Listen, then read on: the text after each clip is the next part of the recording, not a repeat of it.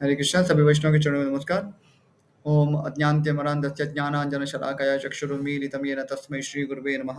श्रीचैतन्यमनोभीष्टं स्थापितं येन भूतले स्वयं रूपः कदा मह्यं ददाति स्वपदान्तिकं वाञ्छाकल्पतरुभ्यश्च कृपासिन्धुभ्य एव च पतितानां पावनेभ्यो वैष्णवेभ्यो नमो नमः। श्रीकृष्णचैतन्य प्रभु नित्यानन्द श्री अद्वैत गदाधर शिवासादि गौरभक्तवृन्द। हरे कृष्णा कृष्ण कृष्ण हरे हरे, हरे राम राम राम हरे हरे। सभी भक्तों का स्वागत है आज के श्रीमद् वाल्मीकि रामायण कथा में। कल हमने जैसे पढ़ा भगवान परशुराम जी का प्राकट्य होता है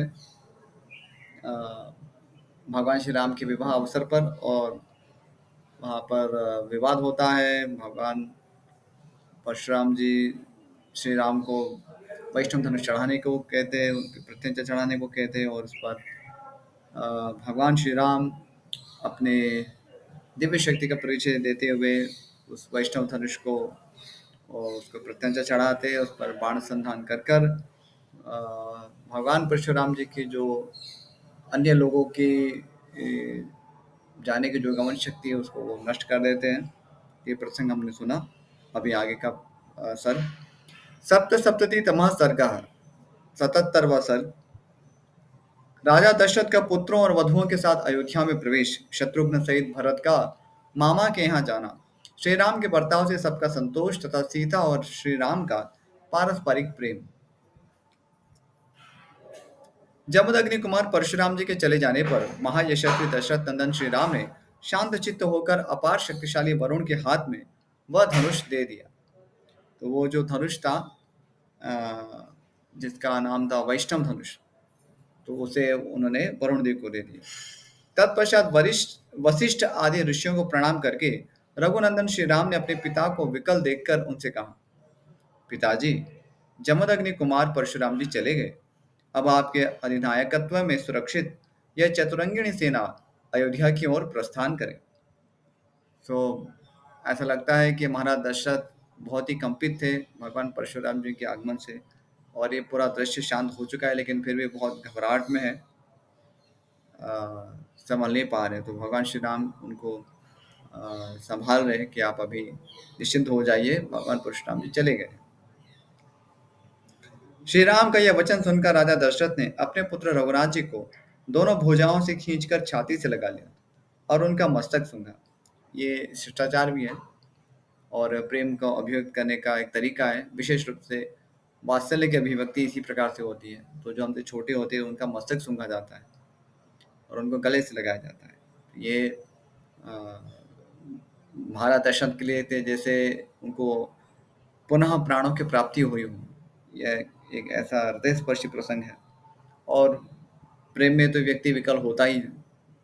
तो यहाँ पर भगवान श्री राम के प्रति इतना प्रगाढ़ प्रेम था महाराज दशरथ का, इसलिए यद्यपि भगवान परशुराम जी वहां से चले गए लेकिन फिर भी वे अभी भी भय से कंपित हो रहे थे। परशुराम जी चले गए यह सुनकर राजा दशरथ को बड़ा हर्ष हुआ। वे आनंद मग्न हो गए। उस समय उन्होंने अपना और अपने पुत्र का पुनर्जन्म हुआ माना। तदनंतर उन्होंने सेना को नगर की ओर कूच करने की आज्ञा दी और वहां से चलकर बड़ी शीघ्रता के साथ वे अयोध्यापुरी में जा पहुंचे। उस समय उस पुरी में सब और ध्वजा पताकाएं फहरा रही थी। सजावट से नगर की रमणीयता बढ़ गई थी और भांति भांति के वाद्यों की ध्वनि से सारी अयोध्या गूंज उठी थी।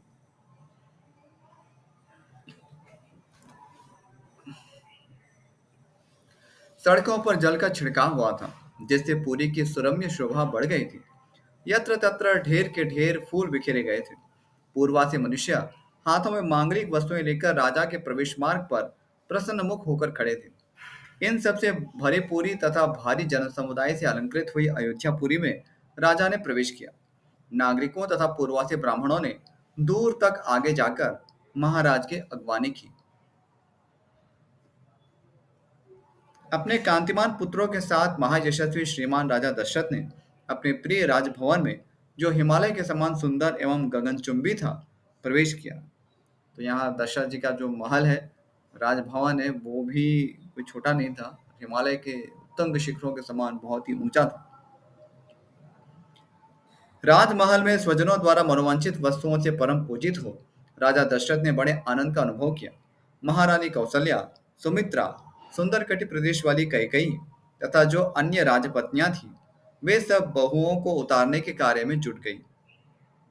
तदनंतर राज परिवार की उन स्त्रियों ने परम सौभाग्यवती सीता, यशस्विनी उर्मिला तथा कुशध्वज की दोनों कन्याओं मांडवी और श्रुतकीर्ति को सवारी से उतारा और मंगल गीत गाती हुई सब वधुओं को घर में ले गई। तो ये स्त्रियों के लिए विशेष ये प्रसन्नता का प्रसंग है।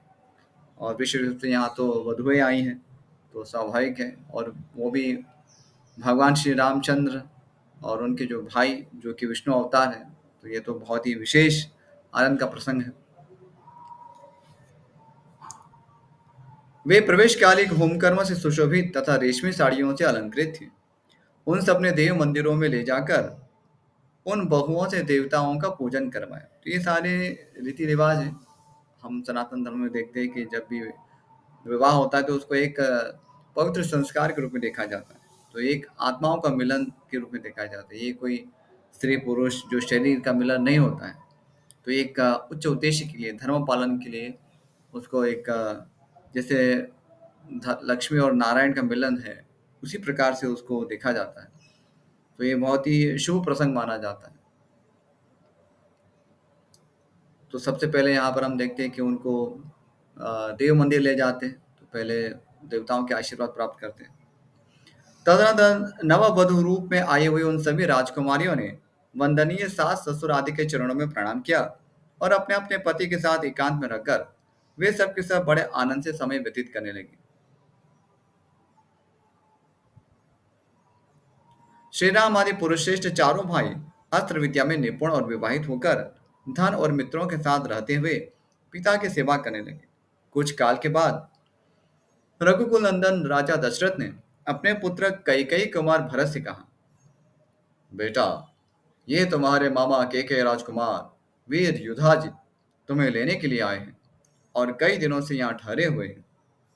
दशरथ जी की यह बात सुनकर कैकेयी कुमार भरत ने उस समय शत्रुघ्न के साथ मामा के यहाँ जाने का विचार किया। वे नरश्रेष्ठ शूरवीर भरत अपने पिता राजा दशरथ, अनायास ही महान कर्म करने वाले श्री राम तथा सभी माताओं से पूछकर उनकी आज्ञा ले शत्रुघ्न सहित वहां से चल दिए। शत्रुघ्न सहित भरत को साथ लेकर वीर युधाजित ने बड़े हर्ष के साथ अपने नगर में प्रवेश किया। इससे उनके पिताओं को बड़ा संतोष हुआ। भरत के चले जाने पर महाबली श्री राम और लक्ष्मण उन दिनों अपने देवोपम पिता की सेवा पूजा में संलग्न रहने लगे। पिता की आज्ञा शिरोधार्य करके वे नगरवासियों के सब काम देखने तथा उनके समस्त प्रिय तथा हितकर कार्य करने लगे। वे अपने को बड़े संयम में रखते थे और समय समय पर माताओं के लिए उनके आवश्यक कार्य पूर्ण करके गुरुजनों के भारी से भारी कार्यों को भी सिद्ध करने का ध्यान रखते थे। उनके इस बर्ताव से राजा दशरथ, वेदवेत्ता ब्राह्मण तथा वैश्यवर्ग बड़े प्रसन्न रहते थे। श्री राम के उत्तम शील और सद्व्यवहार से उस राज्य के भीतर निवास करने वाले सभी मनुष्य बहुत संतुष्ट रहते थे। तो ये बहुत दिव्य गुण है। यहाँ पर हम देखते हैं भगवान श्री राम और लक्ष्मण जी में। तो अ, भगवान तो सर्वगुण संपन्न है ही, इसलिए इसका कहना कहना ही क्या है। और हम यहाँ व्यवहार में भी देखते हैं किस प्रकार से भगवान श्री रामचंद्र अपने गुरुजनों का ध्यान रखते थे। तो भारी से भारी कार्य तो भी उसको कैसे उसको पूरा करना है, उसका वो उसका चिंतन करते थे, उसको पूरा करते थे। राजा के उन चारों पुत्रों में सत्य पराक्रमी श्री राम ही लोक में अत्यंत यशस्वी तथा महान गुणवान है। ठीक उसी तरह जैसे समस्त भूतों में स्वयं ब्रह्मा ही अत्यंत यशस्वी और महान गुणवान है।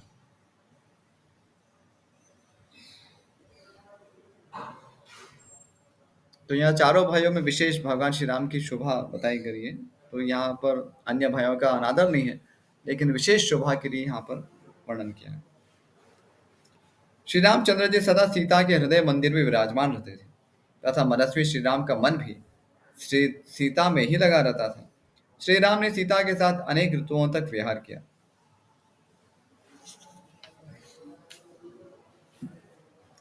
सीता श्री राम को बहुत ही प्रिय थी, क्योंकि वे अपने पिता राजा जनक द्वारा श्री राम के हाथ में पत्नी रूप से समर्पित की गई थी। सीता के पातिव्रत्य आदि गुण से तथा उनके सौंदर्य गुण से भी श्री राम का उनके प्रति अधिकाधिक प्रेम बढ़ता रहता था।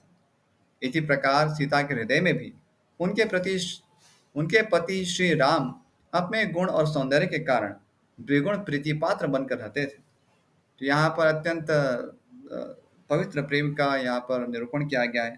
तो सीता देवी है और भगवान श्री राम है, परस्पर एक दूसरे के अत्यंत प्रेम भाव रखते हैं। और हम देखते हैं कैसे सीता देवी है तो अपने पातिव्रत्य धर्म में लगी हुई है। तो पातिव्रत्य धर्म अर्थात पति को देवता के रूप में चिंतन करते हुए उनका ध्यान रखना। तो ये यदि स्त्रियां करती हैं जो उनके लिए धर्म है, तो वे स्वाभाविक रूप से पति के प्रिय बनती है। कई बार हमें लगता है कि आजकल क्योंकि ऐसा प्रेक्षण नहीं दिया गया है, स्त्रियों में ऐसा होता है कि नहीं हम तो बस शोषित होने के लिए बनी है, हम तो कुछ कह नहीं सकती, हमारा कोई अधिकार नहीं है। लेकिन भगवान ने उनको इतने नैसर्गिक गुण दिए हैं, विनम्रता है, सौंदर्य है और बहुत सारे दूसरे गुण हैं, जिस कारण वे अपने किसी भी पुरुष को वैसे आकृष्ट कर सकती है। लेकिन विशेष रूप से जो पति होते हैं तो उनकी यदि वे सेवा करती हैं तो स्वाभाविक रूप से वे उनके प्रति आकृष्ट होंगे, उनके एक, लेकिन उसके लिए ये पातिव्रत्य धर्म का पालन करना होता है। आजकल क्या है, जैसे हम पूरा जो गणित लगा दे कि नहीं मेरी ये इच्छा पूरी करेंगे तो ये करेंगे, तो ऐसे वो गणित कार्य नहीं करता है। तो जो वैदिक विचार क्या है कि अपने धर्म का पालन करेंगे तो आपको उसका फल प्राप्त होगा। तो पति यदि रावण जैसा होगा तो भी वो पिघलेगा। तो सामान्य रूप से तो ऐसा प्रसंग नहीं होता है कि हर घर में कोई रावण हो, लेकिन व्यक्ति के कितने भी दुर्गुण हो, लेकिन यदि कोई इतने विनम्र भाव से सेवा करेगा तो स्वाभाविक रूप से उसका हृदय द्रवित होता ही है। तो ये मेल साइकोलॉजी है, यानी पुरुषों की जो साइकोलॉजी है, मानसिकता हो इसी प्रकार से। तो वे बहुत ही सरलता से वश में हो जाते हैं, थोड़े से कुछ मधुर शब्द बोले, थोड़ा सा कुछ मदद करते हैं, कोई सेवा करते हैं तो वो। और इसी प्रकार से स्त्रियों का भी है, उनको भी बहुत कुछ बड़ी बड़ी इच्छाएं नहीं होती, उनको भी कोई दो मधुर वचन बोलने से, कुछ गिफ्ट से, जैसे वस्त्र है, आभूषण है, तो और संतान सुख जब उनको प्राप्त होता है तो वो उससे प्रसन्न रहती है। ऐसा नहीं उनके लिए बहुत अभी हमको कुछ कहीं क्या स्विट्जरलैंड घूमने जाना है या इस प्रकार से यात्रा करेंगे तभी हम खुश रहेंगे, ऐसा नहीं होता है। पर यदि हम उस पे कार्य नहीं करते, पुरुषों के द्वारा भी एक शिक्षा है, उनके लिए भी शिक्षा है। तो यदि वे जैसे भगवान श्री राम की तरह एक पति के रूप में अपनी भूमिका वहन करते हैं, गुणवान है, तो स्वाभाविक रूप से पत्नी भी समर्पित होती है। तो होता क्या है कि सभी को गुणवान होना चाहिए। तो और अपने धर्म का पालन करने से व्यक्ति स्वाभाविक रूप से गुणवान हो जाता है। तो इससे दोनों एक दूसरे के पूरक है। गुणवान बनने से धर्मों का पालन अच्छा होता है, धर्मों का पालन करने से व्यक्ति गुणवान बनता है। सो जहाँ गुण होते हैं वहीं उनका आदर होता है, व्यक्ति का आदर सम्मान होता है, प्रेम होता है। तो बिना गुणों के तो कहाँ किसी का, कौन किसके प्रति आकृष्ट होगा, तो वो संभव नहीं है। तो ऐसा नहीं कि यहाँ पर कोई अ, हम ऐसा कह रहे हैं कि भाई उसमें इतनी सारी चीजें होनी चाहिए तब जाके हम उससे प्रेम करेंगे, इसका ये अभिप्राय नहीं है।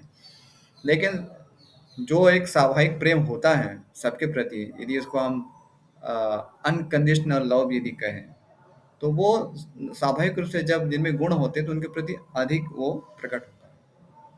जैसे भगवान है वो सबके प्रति कम है, लेकिन जो भी उनसे प्रेम करता है तो उनके प्रति वे अधिक आकृष्ट होते हैं। तो एक स्वाभाविक है। सो यदि सभी के प्रति हमारी भावना होनी चाहिए ऐसी, सभी को हम प्रेम करते हैं क्योंकि सभी तो हमारे भाई बंधु हैं।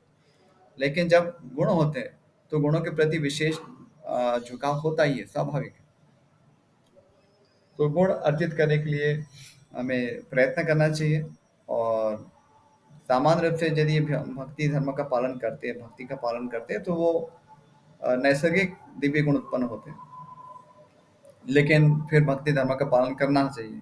होता है कि हम भक्ति का पालन बहुत ही एक तो कठिनाई से करते हैं, मुश्किल से मंगल आरती आएंगे या तो वो भी नहीं आते, कहीं तो जब करेंगे नहीं करेंगे, करेंगे तो भी ऐसे जैसे सोते हुए करेंगे, तो फिर कहाँ दिव्य गुण प्रकट होंगे। वैष्णव की सेवा करनी है लेकिन वो भी नहीं करेंगे।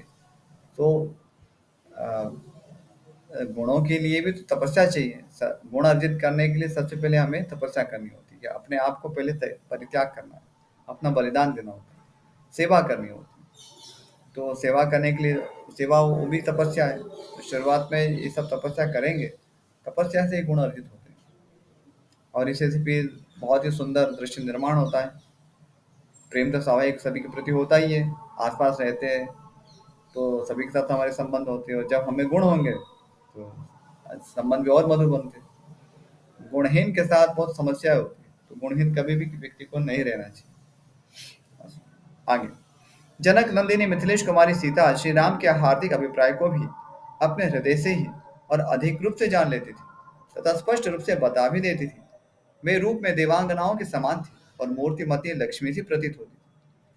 तो ये बहुत ही एक विशेष गुण है सीता देवी का कि वे भगवान श्री राम के हृदय के अभिप्राय को भी जान लेती थी और भगवान श्री राम से भी कहीं अधिक समझ लेती थी। तो ये बहुत ही सुंदर दृश्य है। तो हम जिनकी सेवा करते हैं तो उनके हम हृदय के निकट जाते हैं, तो इससे एक ये प्रमाण है। तो ये कोई कपोल कल्पित बातें नहीं है। तो जब हम सेवा करेंगे तो हम तभी किसी के हृदय के निकट पहुंच सकते हैं। तो केवल साथ में रहने से व्यक्ति हृदय के निकट नहीं होता है, साथ में तो मच्छर भी रह सकता है और वैसे आजकल तो वैसे लोग कुत्ते भी रखते हैं, लेकिन यूं किसी के हृदय के निकट नहीं रहा जाता है। यदि हृदय किसी के हृदय तक पहुंचना है तो सेवा करना होता है। तो सेवा करेंगे तो वो हृदय तक पहुंच जाएंगे। आगे, श्रेष्ठ राजकुमारी सीता श्री राम की ही कामना रखती थी और श्री राम ही एकमात्र उन्हीं को चाहते थे। जैसे लक्ष्मी के साथ देवेश्वर भगवान विष्णु की शोभा होती है, उसी प्रकार उन सीता देवी के साथ राजर्षि दशरथ कुमार श्री राम परम प्रसन्न रहकर बड़ी शोभा पाने लगे। तो ये बहुत ही सुंदर दृश्य है। यहाँ पर हम देखते हैं कैसे परस्पर अत्यंत प्रेम संबंध है, उसमें एक दूसरे के कल्याण की कामना है। और यहाँ पर ये समझना भी है कि जहाँ प्रेम है वहाँ सबसे पहले आदर प्रकट होगा। सबसे पहले आ, जिसको हम प्रेम करते हैं उसके प्रति हमारा सम्मान। तो कई बार हम क्या है कि आजकल जो ये काम वासना है उसी को हम प्रेम नाम दे देते हैं, लेकिन वस्तुतः प्रेम में तो स्वाभाविक है कि हम जिसके प्रति भी हमारी वो प्रेम की भावना है तो उनको हम अपने से बड़ा मानते हैं। और अपने से बड़ा माना अर्थात उनका उनके प्रति विशेष सम्मान होता है, अपने से भी कहीं अधिक, अपने प्राणों से भी कहीं अधिक सम्मान होता है। तो पहले तो सम्मान होता है, आदर होता है, उसके बाद प्रेम होता है।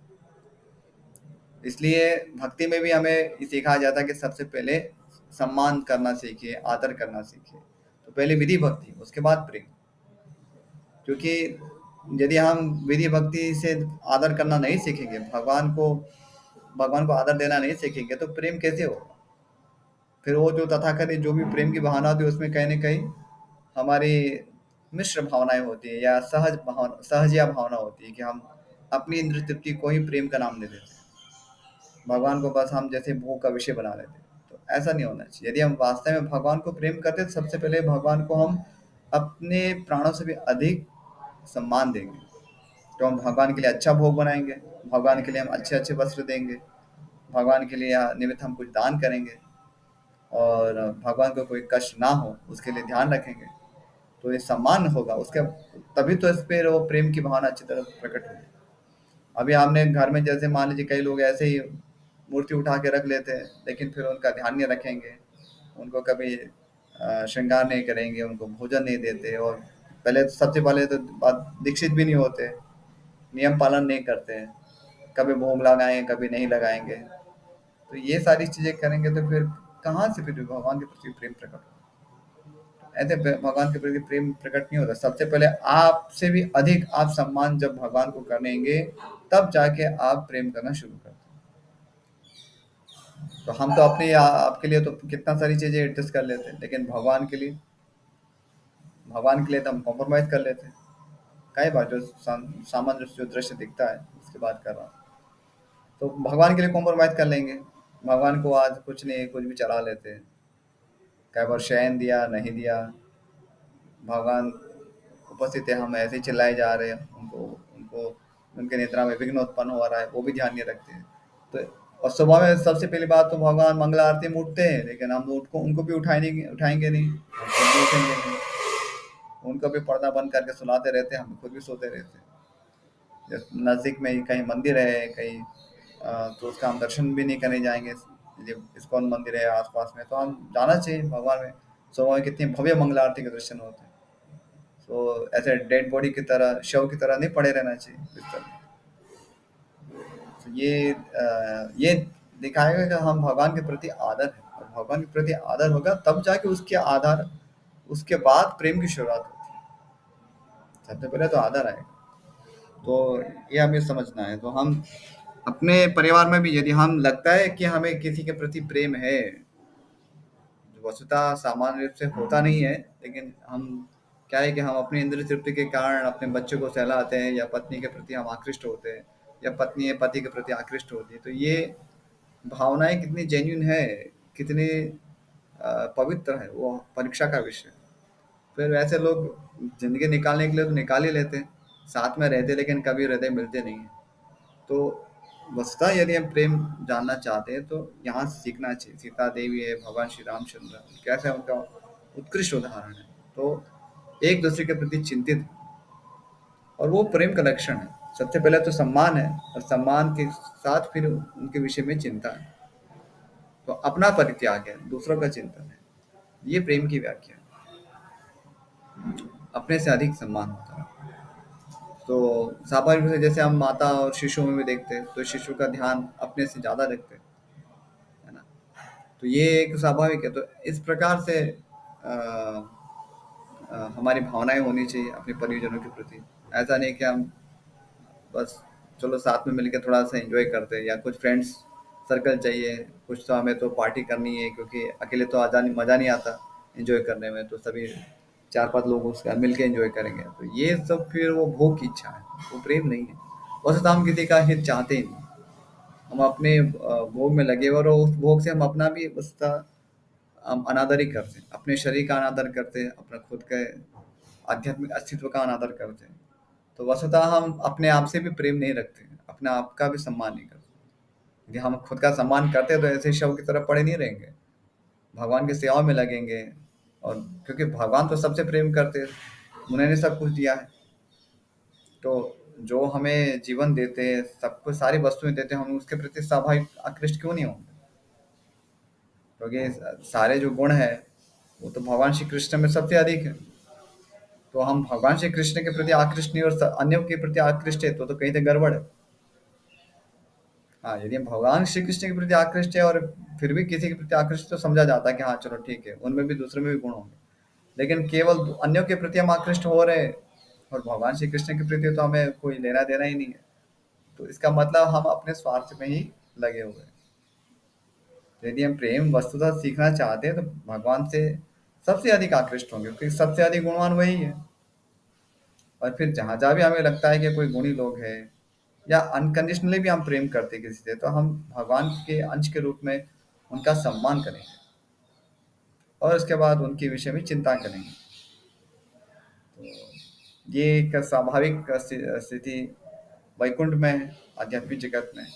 वही इस भौतिक जगत में भी हो सकती है यदि हम आध्यात्मिक मार्ग में चलते हैं। सीता देवी और भगवान श्री रामचंद्र का जो एक पवित्र मार्ग है, तो उसमें यदि हम चलते हैं, तो अपने धर्म का पालन करके भी ऐसी पवित्र स्थिति उत्पन्न हो सकती है। और यही तो हम अपने जो जनरेशन है उसको हम सिखाना चाहेंगे। नहीं तो क्या सिखाना चाहेंगे? कुत्ते बिल्ली तो वो भी तो परिवार बना ही लेते, तो संभोग के लिए पास में आते हैं, फिर बच्चे हो जाते हैं तो थोड़ा सा तो क्यूट लगते ही है बच्चे, तो उनको गोदी में खिलाने में अच्छा लगता है। पर आप देखिए कि पशु में भी अपने बच्चे प्रिय लगते हैं, बाकी बच्चे तो प्रिय नहीं लगते। ये तो फिर स्वार्थ हो गया ना। तो ये सारी जो है इंद्र तृप्ति की जो भावना है उसको हमें त्याग करना होगा, और निष्कपट रूप से सबके प्रति हमारी पहले तो सम्मान की भावना होनी चाहिए, उसके बाद उनके विषय में वास्तविक हम चिंता करते हैं जो हमें होनी चाहिए। यदि हम प्रेम करते हैं तो उनके कल्याण की भावना उत्पन्न होगी बस। तो और इस भावना से ही हम प्रचार करते हैं, या उसका जो प्रेम तत्व है उसको हम और गहराई से समझ पाए। अस्तु, तो यहीं विराम कर दें। इस विषय में यदि कोई प्रश्न है तो पूछ सकते हैं। इसके साथ ही आज बालकांड भी पूर्ण हो रहा है। नेक्स्ट टाइम से अभी अयोध्या कांड में हम प्रवेश करेंगे। तो भगवान का विवाह हो चुका है, तो अभी बालक नहीं रहे। अभी भगवान अयोध्या में प्रवेश करेंगे एक राजा की तरह। अभी तो युवराज बनेंगे, लेकिन फिर आगे का प्रसंग तो सब सुने हुए ही है।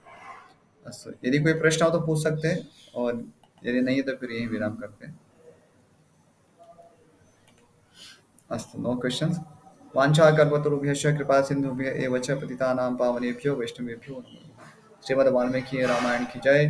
श्रील प्रभुपाद की जय। सभी भक्तों का बहुत बहुत आभार इस कथा में जुड़े रहने के लिए। हरे कृष्ण। Thank you.